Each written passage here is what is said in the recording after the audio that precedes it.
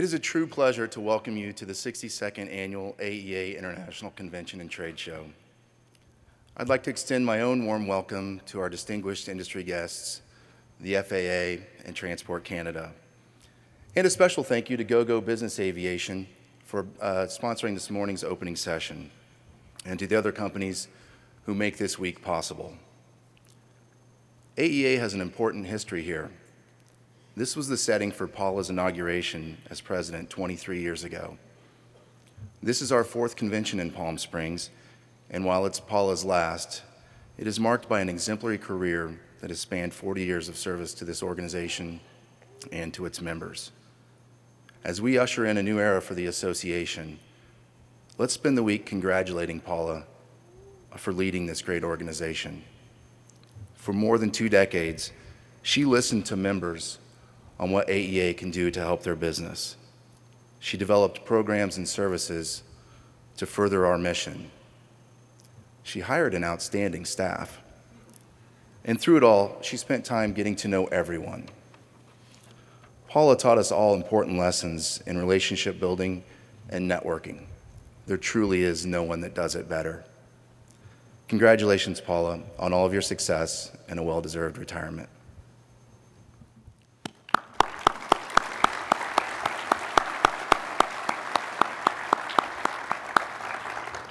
When I joined AEA nearly 20 years ago, as Paula mentioned, I imagined the possibility of standing here as the association's next president. I imagined Paula passing the torch, much like her father passed it to her.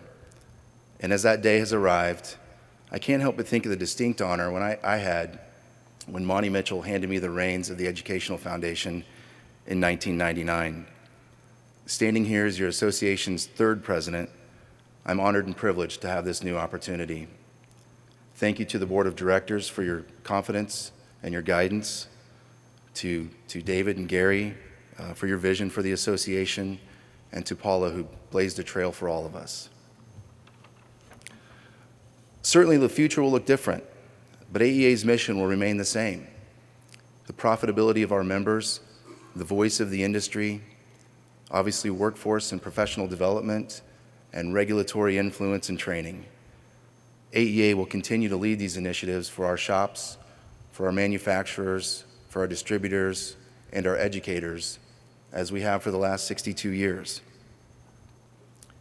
Over the last few years, our industry has focused intensely on ADS-B equipage and next-gen technologies. And after these systems are installed in the majority of general aviation aircraft, the race for the next cutting-edge technology will accelerate, as I'm sure you'll see today. With our efforts on product certification, the speed to market is quickening. Regulatory philosophies are shifting away from prescription and enforcement to risk mitigation and safety enhancement. And our manufacturers are responding and can more quickly introduce products in this ever-changing industry. New players and new products are certain to emerge, and the retrofit and forward-fit markets will respond.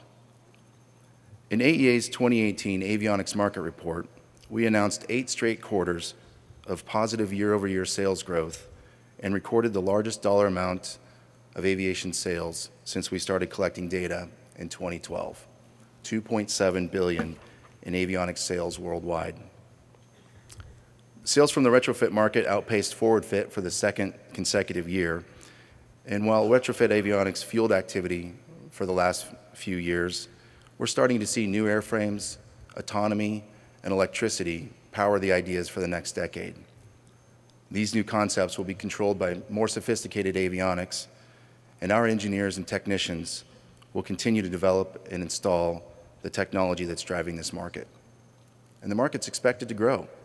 In mid-February, the General Aviation Manufacturers Association reported that airplane shipments increased 4.7% in 2018. Piston airplane deliveries were up 5%, and business jets were close behind with nearly 4% increase. In 2018, all segments of the market increased for the first time since 2013. And this is welcome news for our manufacturers and repair stations alike. That platform for our products and how we maintain them may evolve, but as aviation's technology experts, we are well positioned for the future. the AEA will always be where business and general aviation, cockpit, and cabin technologies are introduced, sold, and supported. One important challenge we face in supporting the growing market is recruiting and retaining the next generation of qualified aviation professionals. From pilots to technicians, this will be the focus for the industry for the foreseeable future. And when you consider high-tech fields, avionics is a clear standout. We should have an advantage when we're compared to other industries, but we are in competition with so many other high-tech fields. Our challenge will be to find a way to share our story with the next generation, create a pipeline of talent, and facilitate ways to train technicians to be productive earlier in their employment. AEA has long been at work at addressing these challenges. We were instrumental in the development of the Aircraft Electronics Technician Certification and Standard. In fact, AEA's Educational Foundation has underwritten that exam for more than a decade. And we're excited to offer free testing again here this week. With more than 2,500 certified AETs in the industry, it was rewarding to receive recognition from the FAA that the AET certification and its endorsement were an option for the formal education requirement for a repairman certificate. In short, this is a huge step in developing our pipeline of talent. We want students to graduate with an industry credential in sight.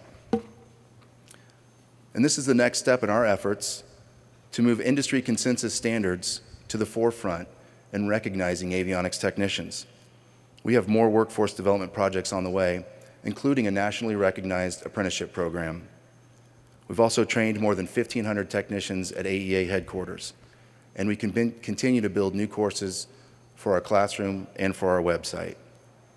We provide scholarships for the next generation of technicians, and we reach out to future generations on all that aviation and aerospace can offer. If you've been to a training class at AEA, if you spent time at Exhibit Hall at the Connect conference, asked us for regulatory assistance, read avionics news cover to cover, or sold an item through EE Direct, you know AEA. There is nowhere else this value is provided. We are the quality team, we're the business partner, and the training resource for repair stations. And we're the product certification resource and marketplace for our avionics manufacturers. AEA is who you rely on to stay informed, improve your game, grow your business, find best practices, and build relationships. Our goal is to continuously improve and find ways to provide more value, more cost effectively for our members. This week you'll find that value in our exhibit hall and our classrooms, the networking events around the show as well. Maximize your time here. Take advantage of the most training we have ever offered in the 62-year history of our show.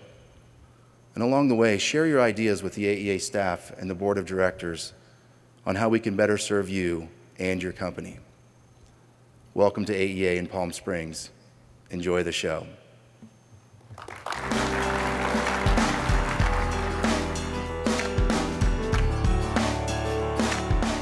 Aero-News Network's coverage of the 62nd Annual AEA International Convention and Trade Show, live from Palm Springs, California, is brought to you in part by the following sponsors.